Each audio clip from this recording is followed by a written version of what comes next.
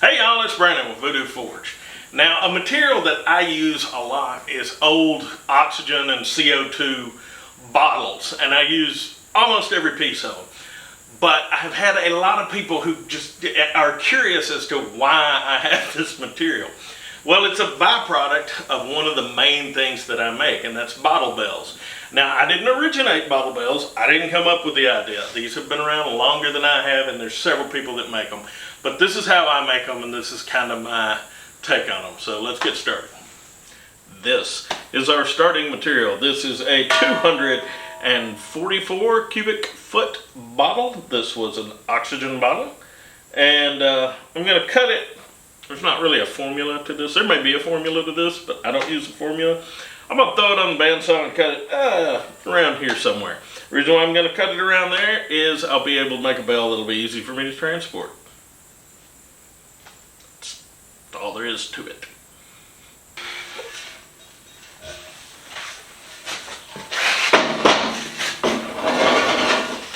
Now they're not light. I don't know what they weigh, but they are not light.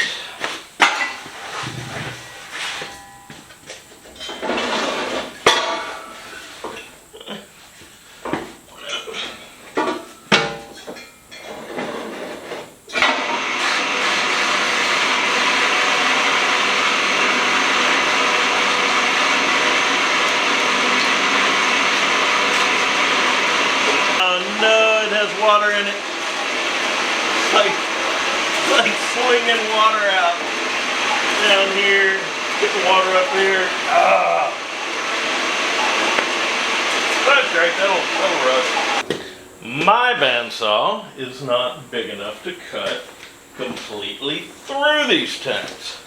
So what I do is I get it as close as I can, and then I rotate the tank.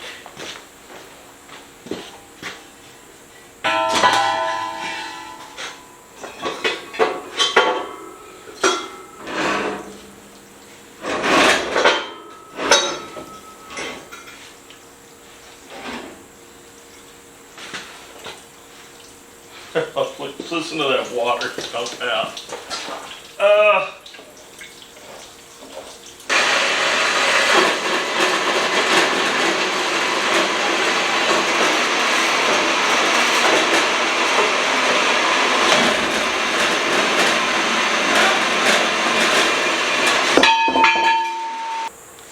At this point, I just clean these edges up with flap disc.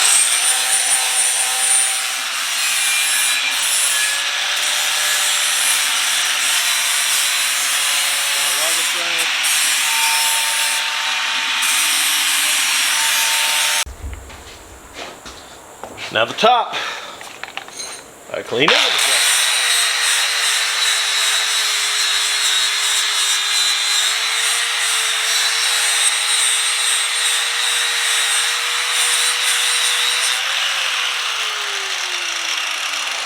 And usually what I do is on these rings where there's something on there, I'll just kind of hit it and highlight it.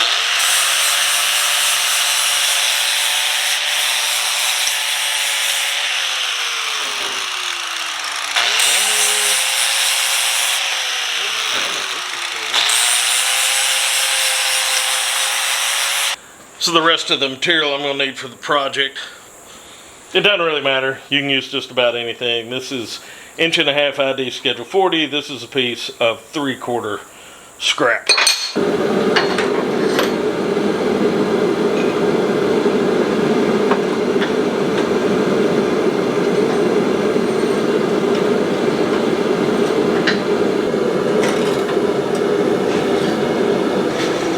Now you don't have to use a power hammer to do this, but if you have one, you can.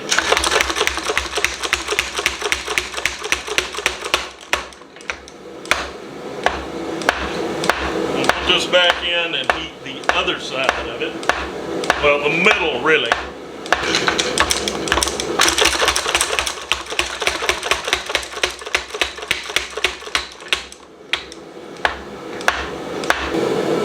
Normally I use some like 1" ID stuff, and I can smash these ends, keeping it relatively round. Apparently I can't do that with 1.5" ID stuff. So, I'm gonna hunt up a piece of 1 inch somewhere. Well, I couldn't find a piece of 1 inch or 3/4 tubing that I hadn't already made a ringer out of, so I just grabbed one out of my ringer pile. You get the idea.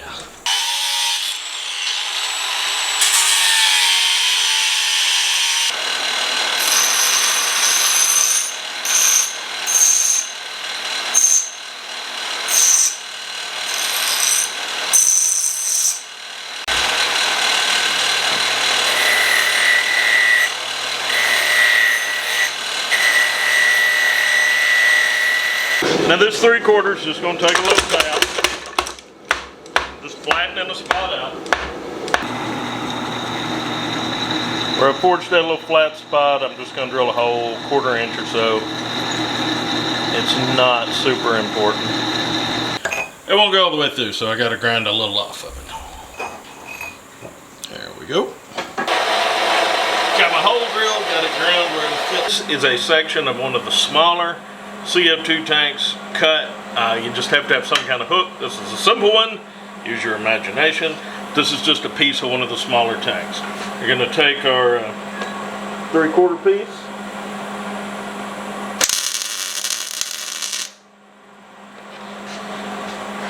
And real quick, before I go too far, I'm just going to eyeball it, make sure it's in the middle. Looks good.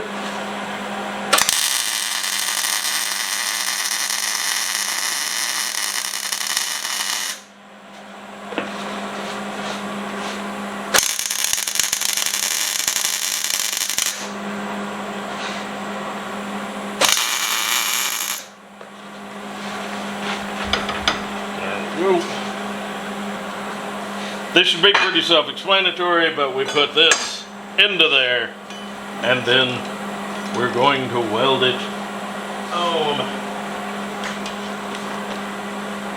I'll tag it first. Now I'm just going to stand back and make sure everything's even. Yeah, it looks pretty good.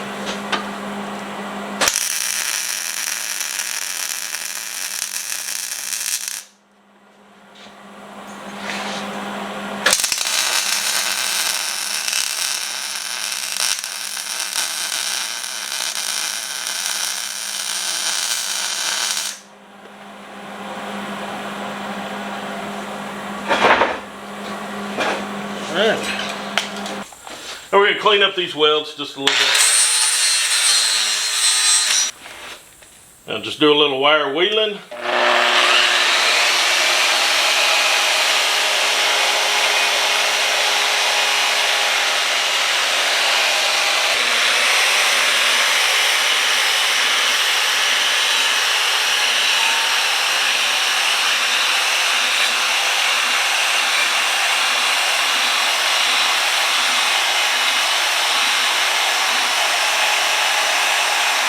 I'll tell you something crazy. About 10 years ago, my wife came in from a yard sale with this thing right here. This is a Chicago Electric Harbor Freight Special Polisher. And she was like, hey, I got this for you for $5. And I was like, oh, thanks. I really appreciate it. I was like, God, well, you know, this thing isn't going to last till the water gets hot. I put a wire wheel on it and have been using it as my main, well, the only tool actually to use a cut brush on stuff since then. I think it's on like its 3rd Milwaukee cup brush, but this thing is still going strong. It's variable speed. It's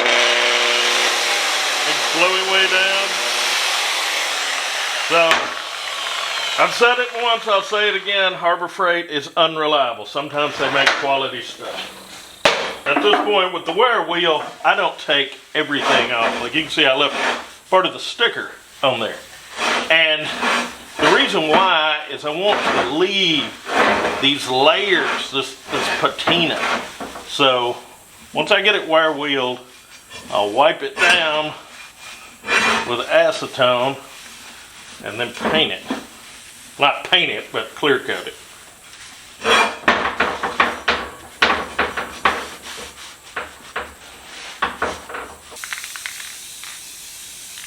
Using some Rust-Oleum crystal clear enamel.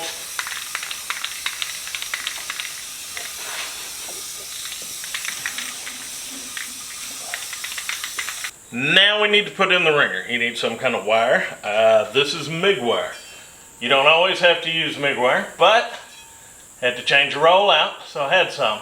And all I'm doing is looping this through the hole in that 3/4 and then wrapping it around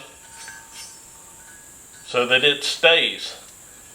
And it's pretty, I don't know, if you can't work that out with just a description, I don't know what to do.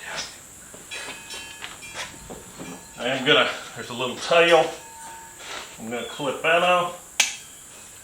And then our ringer, you want the ringer to hit about halfway down. So we're going to cut quite a bit of this off. I'm going to do the same thing with it. Just pull it up on the wire, put a loop, pull it up, and then just wrap it around.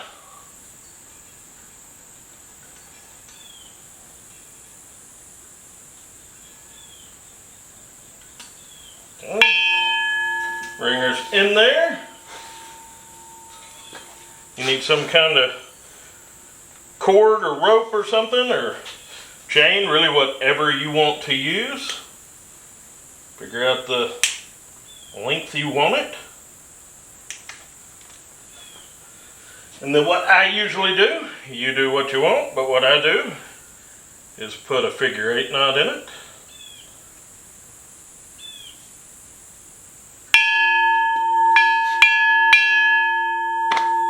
That's it, bell, done. Here is your finished product. Now you do not have to marry yourself to anything I did in this. There are lots of people who make bottle bells. I know some people who sandblast them and then paint them really nice, like automotive paint, and are very careful about scratching them. The way that I do them, first of all, I like the industrial patina that these tanks have, but I also like the fact that I don't have to be real easy when I'm loading them, and I can just shoot another coat of clear coat on if I ding them up. But you can make different style hooks to hang them from, whatever you think of. There's not a wrong way to do it. And if you're doing shows where you have a display somewhere, they all sound a little different. So when people find them and they start ringing them, those different tones will bring people in. They want to see what that is. So it's a real, I don't know, it really gets people's attention. It's an attention getter. But there you be. Well, it is as easy as that. Like I've said, I didn't originate this idea, and there are lots of people that make them. This is just how I make them. One thing that I have noticed, the rings on top with the different place names from the companies where the tank started out at, people look at those. You know, it's one of the things I like to point out. You know, if somebody comes up and I'm talking to them, I always ask them where they're from. They're like, oh, I'm from Memphis. Oh, I got a bell here from Memphis. I show them. That's something people can connect to. And the kinds of people that buy these, they put them, you know, they'll put them in their yard, or there's been several restaurants buy them. Places like that, camps, I've sold them to camps, people with boat docks. Lots of different kinds of people buy these things. They're interesting. They're something you don't see every day. So anyway, I hope y'all got something out of this, and y'all behave yourselves.